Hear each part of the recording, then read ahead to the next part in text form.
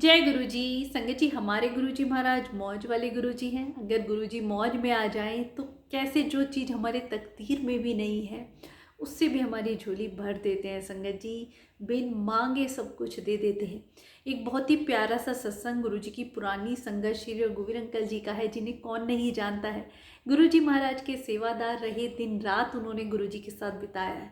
उनके तीसरे नंबर के लड़के की जब शादी की बात चल रही थी संगत जी, तो जहाँ भी रिश्ता जाता बात आगे बढ़ती ही नहीं थी। लड़की वाले लड़के की कुंडली अपने पंडित जोशियों को दिखाते और बताते कि आपका बेटा तो जी पूर्ण मांगलिक है, हम अपनी बेटी की शादी आपके बेटे से नहीं कर सकते, और बल्कि हमारे पंडित जी तो कह रहे हैं, आपको भी ये सलाह देंगे कि अगर आपके बेटे की 29 साल तक शादी हो गई तो ठीक है, नहीं तो उसकी शादी का संयोग 49 साल की उम्र में बन रहा है, उससे पहले बनता ही नहीं है। अब अंकल जब भी ऐसी बातें सुनते तो गुरुजी के वचनों के अनुसार अंकल कहते कि भाई हम तो इन वहमों में नहीं पड़ते हैं, हमारे तो गुरुजी महाराज हैं, वही सब संभालते हैं। तो संगत जी ऐसे ही वक्त बीतता गया, कहीं भी शादी की बात बनती नहीं। आंटी बल्कि अंकल को कहती कहीं उस पंडित जोशी की बात सच तो नहीं हो जाएगी, हमारे बच्चे की तो कोई शादी की बात ही नहीं हो रही है। तो अंकल यही समझाते, गुरुजी हैं, उन्होंने आगे भी हमारे दोनों बच्चों की पहले भी शादियाँ करवाई हैं, इसकी भी वही कराएंगे, वो सब संभाल लेंगे। गुरुजी पे पूर्ण भरोसा, पूर्ण विश्वास संगत जी। और फिर 31 साल की उम्र में उनके लड़के की शादी हो जाती है। तो गुरुजी कहते हैं, कहाँ गए तेरे वो पंडित जोशी जो कहते थे कि 29 साल की उम्र के बाद इसकी शादी का संयोग ही नहीं है, देख करवा दी ना शादी। संगत जी उनके बेटे की शादी हो जाती है।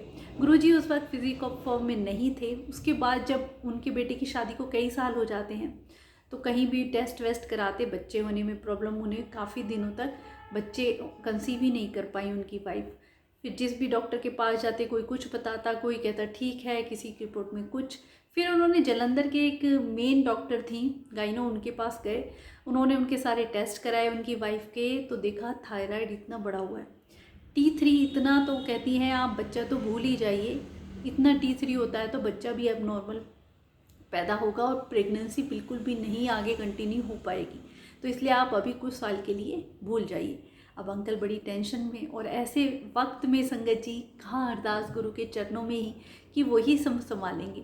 अंकल अपने बच्चों को लेके दिल्ली आते हैं, वहाँ किसी से बात करते हैं, और एक थायराइड वाले एक बड़े डॉक्टर जो कि मेदांता में बैठते, उनके पास ले जाते हैं, सारे टेस्ट होते हैं, तो वो यही कहते हैं कि अभी आपका T3 बहुत बड़ा हुआ है, तो अभी तो आप प्रेगनेंसी कर ही नहीं सकते हैं, पर 2-3 साल बाद जब अगर हमें लगेगा कि नॉर्मल आ रहा है तब आप सोचना। तो अंकल के बच्चे बोले ठीक है, हम गुरुजी के बड़े मंदिर होके आते हैं। संगत जी वो गुरुजी के बड़े मंदिर दर्शन के लिए जाते हैं, पर उस दिन मंदिर बंद था, बुधवार था, तो उन्होंने सोचा कि हम बाहर से ही माथा टेक लेंगे, और बाई चांस कोई सेवादार मिला तो मंदिर में आके दर्शन कर लेंगे। वहाँ जाते हैं तो मंदिर का जो मंदिर बंद था, छोटा गेट खुला हुआ था, वहाँ एक सेवादार खड़े हुए थे, और उन हस्बैंड वाइफ को देखते ही बोले कि तुम सेवा करोगे? वो हाँ कर देते हैं, और गुरुजी की जो समाधि के अंदर आंटी को पोछा लगाने के लिए कहते हैं, और अंकल को शीशे साफ करने के लिए कहते हैं। तो जब वो ये सेवा कर रहे थे तो क्या देखते हैं कि ऐसे लगा उनकी वाइफ बैठी हुई है और उनके गोदी में एक बच्चा खेल रहा है। अंकल हैरान रहते हैं कि कौन था ये बच्चा तेरी गोदी में? वो बोली कोई भी नहीं, मैं तो यहाँ पोछा लगा रही हूँ। तो गुरुजी ने उन्हें ऐसा विज़न वहाँ दिखाया।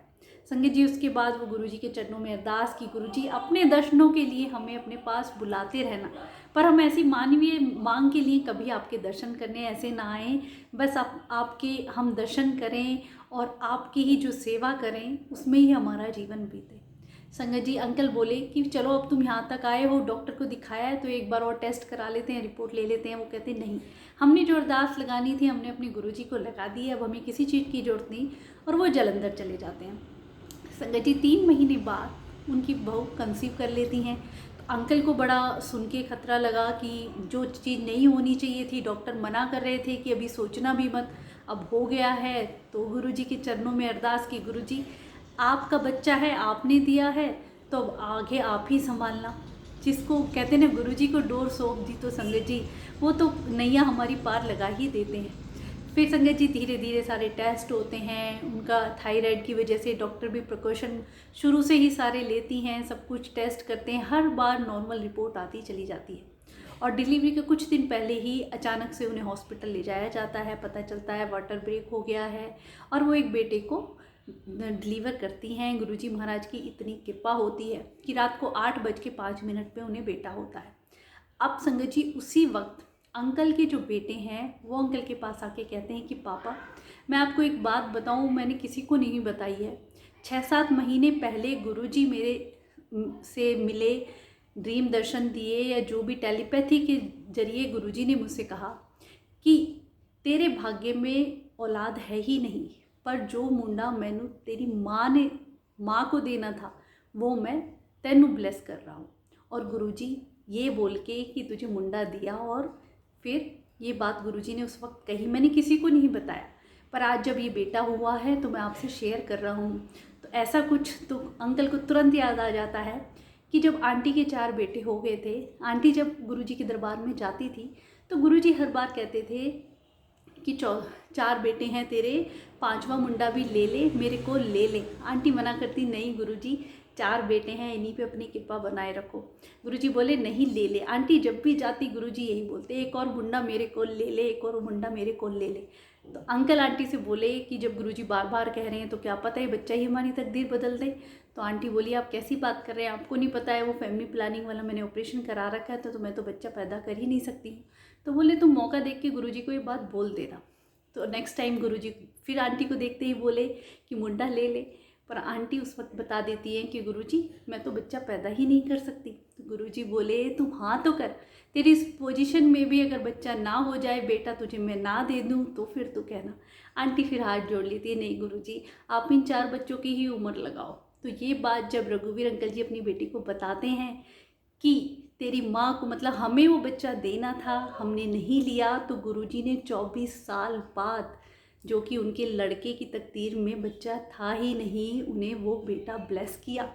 संगत जी ऐसे हमारे गुरुजी महाराज और कौन कल्याण कर सकता है। आपने देखा ना, गुरु करे सो होए।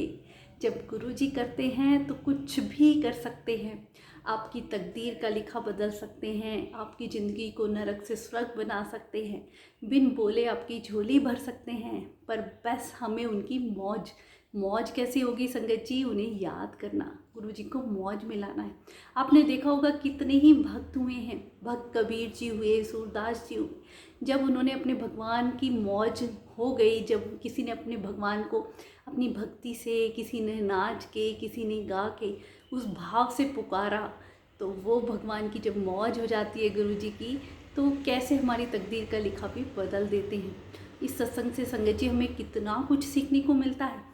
पहली बात गुरुजी ने कहा वहमों में मत पड़ो। हम कितने वहमों में पड़ जाते हैं कि मांगलिक है, ये कुंडली है, ये दोष है।